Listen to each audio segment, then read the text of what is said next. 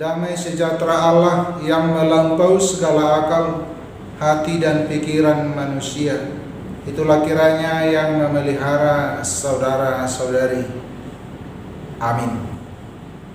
Bapak Ibu Saudara-saudari, pada Minggu 31 Mei 2020 ini, yaitu tepat pada Minggu Pentakosta, hari turunnya Roh Kudus, firman Tuhan akan sampai kepada kita dari kitab Yesaya pasal 63 ayat 11 sampai 14. Beginilah firman Tuhan.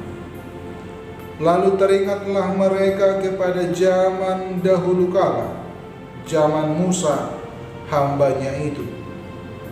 Di manakah dia yang membawa mereka naik dari laut bersama-sama dengan penggembala kambing dombanya? Di manakah dia yang menaruh Roh Kudusnya dalam hati mereka, yang dengan tangannya yang agung menyertai Musa di sebelah kanan, yang membelah air di depan mereka untuk membuat nama abadi baginya, yang menuntun mereka melintasi samudera raya seperti kuda melintasi padang gurun. Mereka tidak pernah tersandung, seperti ternak yang turun ke dalam lembah. Roh Tuhan membawa mereka ke tempat perhentian. Demikianlah engkau memimpin umatmu untuk membuat nama yang agung bagimu. Demikian firman Tuhan. Salam sejahtera bagi kita Bapak Ibu Saudara-saudari, dan Roh Kudus yang selalu menyertai dan menghibur kita. Ada satu lagu kor yang sudah lama dan mungkin sudah jarang belakangan ini dinyanyikan. Sebagian dari teks lagu itu adalah yang berkata, "Sipata saya suku-sukun, sipata saya lulu-lulu, di dia do debata, di dia do debata, Tagamo donang lau madau de batakku sianau." Sipata naik tinggang dua suada manuk kuliau. Puasa tuk tadi kunomwang, puasa tuk paso puomwang. Nah, itulah lagu tersebut. Sipata naik tinggang, sipata naik tinggang, sipata naik tinggang doa, so ada manuk kuliah, bawa satu tadi konon buang, bawa satu pasong buang. Nah, itu lagunya. Lagu ini berisikan tentang pertanyaan, di manakah Tuhan ketika aku mau jatuh? Tidak ada yang menolong. Apakah Tuhan menjauh? Mengapa Tuhan membiarkan aku? Mengapa Tuhan tidak berpihak? Di manakah Tuhan itu intinya? Bapak Ibu, sama seperti lagu ini, kita juga mau bertanya dalam hidup kita. Ketika kita menghadapi banyak tantangan masalah, kita bertanya, di manakah Tuhan? Karena menurut kita seolah-olah Tuhan itu membiarkan dan tidak peduli dengan keadaan kita, tidak peduli dengan situasi yang kita hadapi. Lulu-lulu do rohaki, di dia do debataki. Pemazmur juga pernah berkata, dari manakah datang pertolongan? Aku memandang mataku ke gunung-gunung, dari manakah akan datang pertolongan? Nah, Bapak Ibu, sama seperti dalam nats ini, setelah bangsa Israel kembali ke Yerusalem, Mereka berharap bahwa sukacita akan menghampiri mereka. Mereka berharap bahwa pembangunan bait suci akan segera terlaksana dan mereka dapat beribadah dengan baik di bait suci. Demikian juga di dalam kehidupan sehari-hari. Mereka berharap bahwa kehidupan mereka sehari-hari karena kebutuhan hidup akan mereka dapatkan. Namun, apa yang terjadi? Pengharapan mereka jauh dari kenyataan. Pengharapan itu tidak mereka terima. Oleh karena itulah mereka teringat kepada zaman dulu kala, yaitu di zaman Musa. Mereka berkata, mengapa dulu ketika zaman Musa Allah begitu kuat menolong mereka, tetapi sekarang seolah-olah mereka dibiarkan menghadapi kesulitan. Ayat 11 dan 3-13 memperlihatkan kerinduan mereka mencari Tuhan yang telah menyertai mereka di waktu zaman Musa.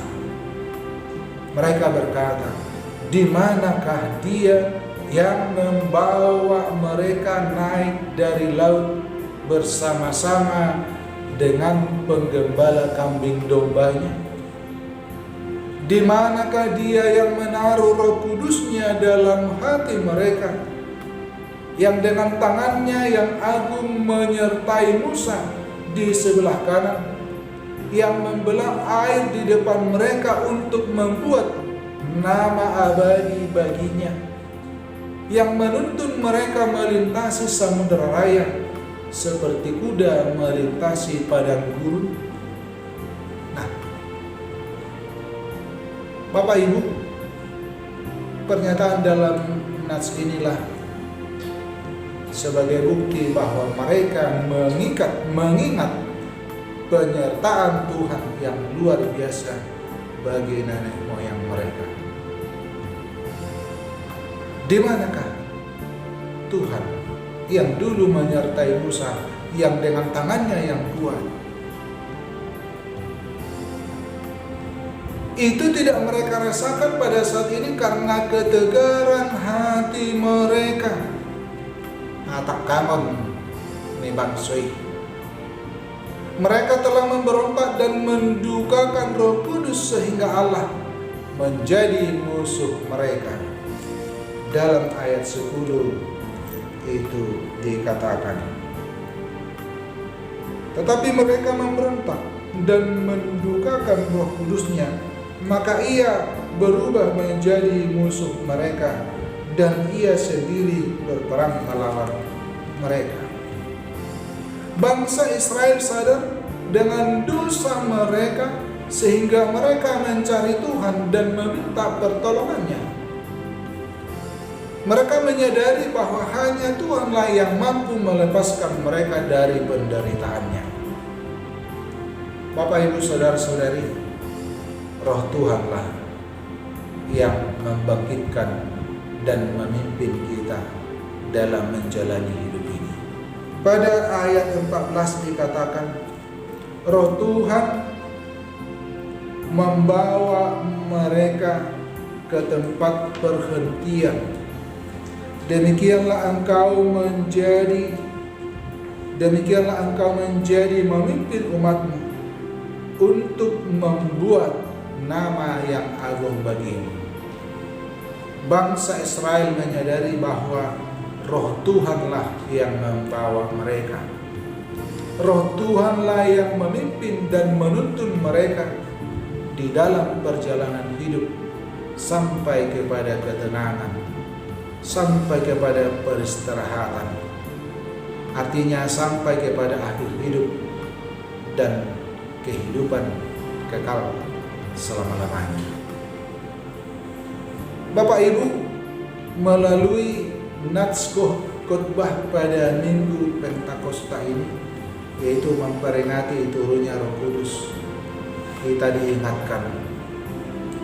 Yang pertama, terkadang kita sama seperti bangsa Israel ketika menghadapi kesulitan, kita berkata, mengapa Tuhan meninggalkan aku?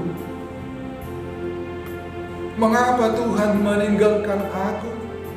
Atau di manakah Engkau Tuhan? Di manakah Engkau Tuhan ketika kita menghadapi kesulitan itu?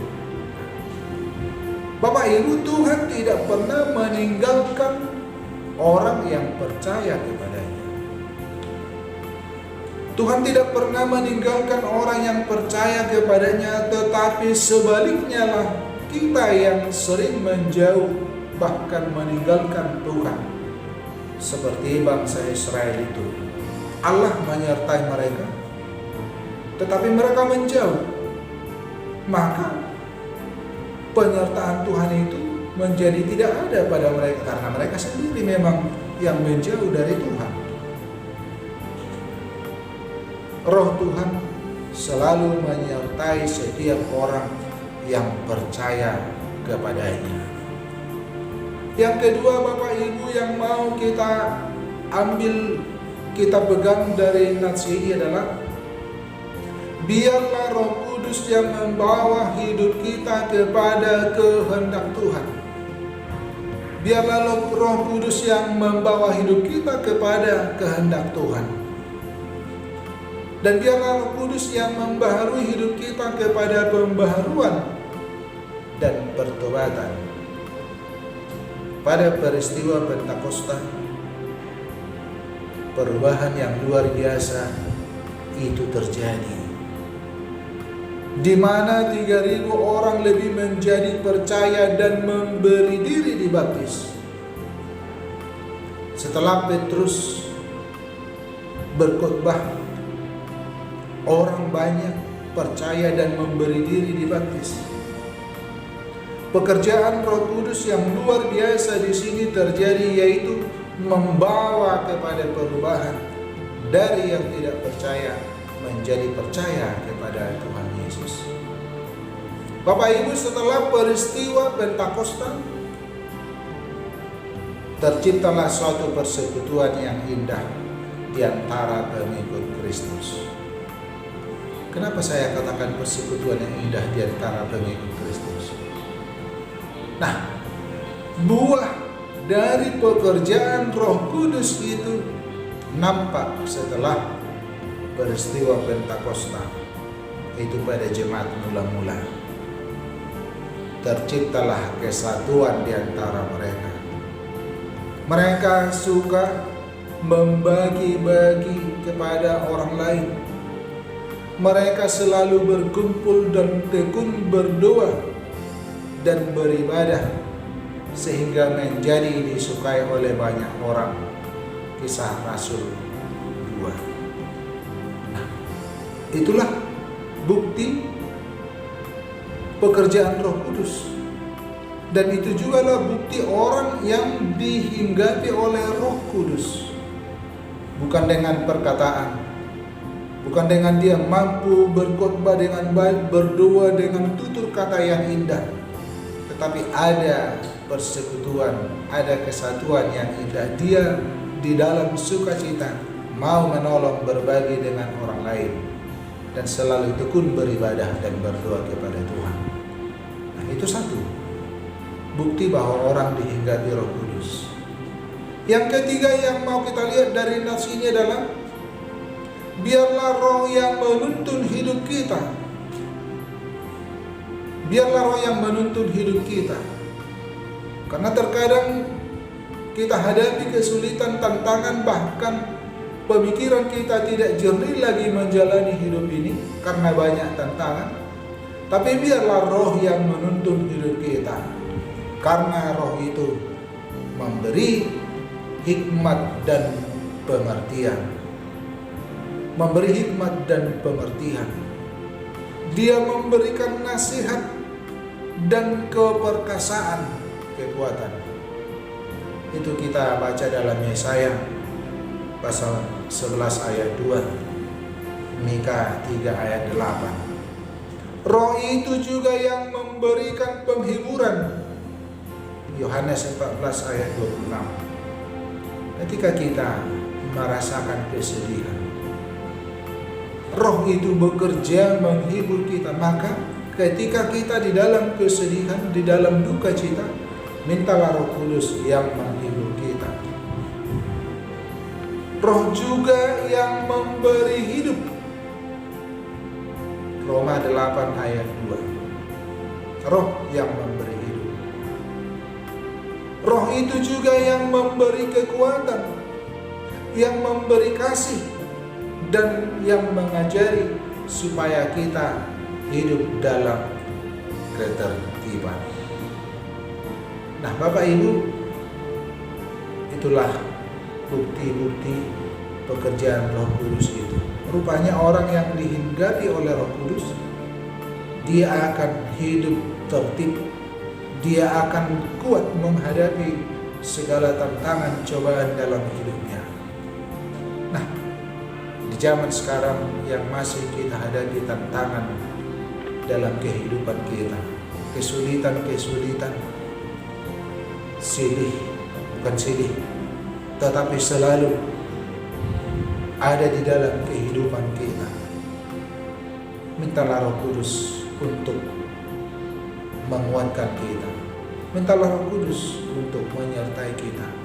Mintalah Roh Kudus untuk mengajari kita di dalam berbagai persoalan yang kita hadapi. Roh Kudus yang menuntun hidup kita. Amin, kita berdoa. Bapa di dalam surga, terima kasih Tuhan, Engkau telah mencurahkan Roh Kudus-Mu kepada setiap orang yang percaya untuk memberikan hikmat dan pengetahuan, untuk memberikan penghiburan di dalam kasih, supaya selalu kuat menghadapi segala tantangan. Kiranya Engkau hibur dan kuatkan kami Tuhan dalam menghadapi perjalanan hidup kami. Engkau juga Tuhan yang menuntun kami di dalam Roh, supaya kami hidup di dalam ketertiban. Kami yakin dan percaya kekuatan Roh Kudus akan selalu menyertai kami dalam setiap perjalanan kehidupan kami. Di dalam nama Yesus Kristus kami berdoa, terimalah doa kami. Amin.